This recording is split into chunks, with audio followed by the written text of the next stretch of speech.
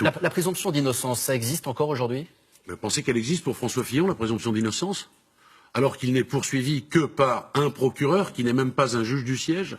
Le parquet national financier, d'abord, n'est pas compétent, selon moi. Pour une raison simple, c'est qu'il y a un petit principe dans notre grande démocratie qui s'appelle la séparation des pouvoirs. Deuxièmement, ça c'est extrêmement important, le parquet national financier file des PV à des journalistes.